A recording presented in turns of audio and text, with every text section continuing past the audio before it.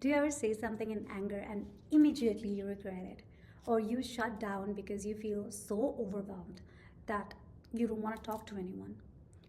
Trust me, you're not alone. Most of us react. We even before we realize that we are reacting. And most of these reactions, they cost us our relationship, they cost us respect, they cost self-confidence. But I am here to tell you that you can take control of your emotional reactions without suppressing your feelings. Today, I'm going to show you exactly how. Hello, everyone. Welcome back to my channel where we talk about the things that you guys have been shushing away. And if you're new here, I talk about emotional intelligence, growth, and mastering your inner world. And in today's video, we will talk about why you react emotionally first. We will also talk about how to talk and regain control and the actual techniques that work and step by step. So, trust me, we are not pretending to be calm or robotic here. We are trying to turn our natural sensitivity into strength. So, let's jump right into it. Why you react emotionally first. So, I want to tell you the truth. When something triggers you, anything, anything like your friend saying in a harsh tone, a boss passing a criticism on you, or even a look from a stranger, you have to know that your body it starts to react faster than your mind. And when it happens, that's your amygdala. That's your emotional brain taking over. Your heart races, your thoughts starts to scatter here and there, and your mouth opens before you can even think. So, is it called being weak?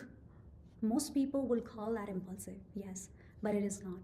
Highly sensitive and emotionally intelligent people, like you, like me, we notice more, we feel more, we perceive threats faster. We have to know that our system is built for survival.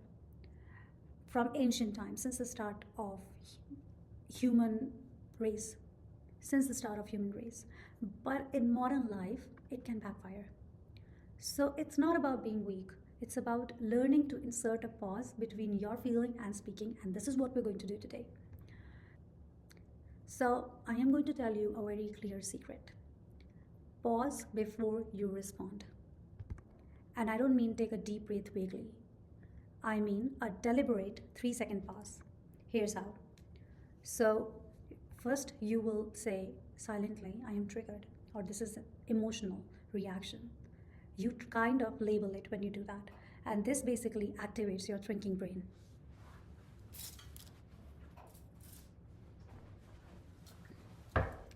So, in a situation where you feel lightly triggered, you stop. You silently say to yourself, I am triggered. Or this is emotional. So, when you do that, it kind of labels it.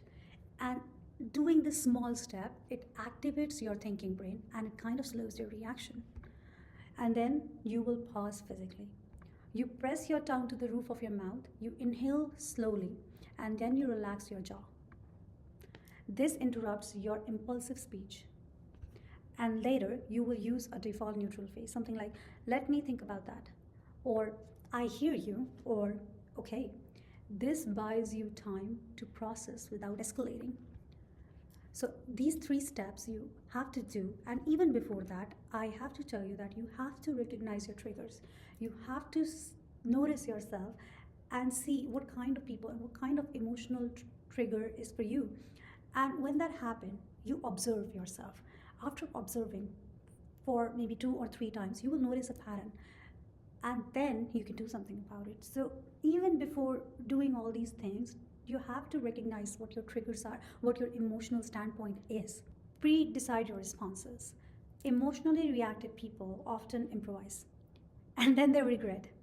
By having a simple few neutral say phrases ready by your side in your pocket, it gives your mind the space to process without your mouth running ahead. So I can give you some examples for it. Like, let's discuss that later. I need a moment to think. Thanks for sharing. I'll get back to you. This does not make you robotic, it makes you a strategic human. Understanding your triggers. Pause is one step. Step two is to understand why you react. You have to ask yourself, what triggered me? Why this why does this feel urgent? Is this about the current situation or something old? Often, what happens is it's a mixture of your survival instincts that you have learned and your past conditioning that has happened to you. And the more aware you become, the faster you can regulate.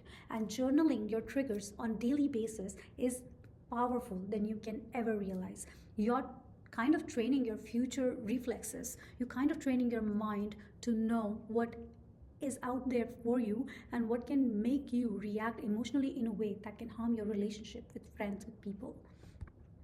So, I will give you an example. Last time I reacted emotionally because someone pointed out my mistake, and I took it to my self worth at work. And then I reacted very emotionally. I became extremely loud with them.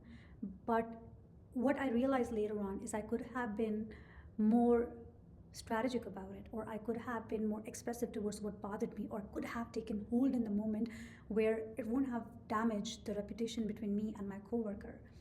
So realizing it later is a good thing as well, but once you start working on it, it's the best thing in the world. And we are trying to work on ourselves, and we are trying to recognize what triggers us, what kind of people triggers us, what kind of tone triggers us. Even the smallest things can make you react emotionally, but we are working on that. So after response processing, here's a crucial step that we can skip. So you have to process your emotions after the fact it had happened. You don't have to suppress feelings. You have to feel them and later ask, what happened?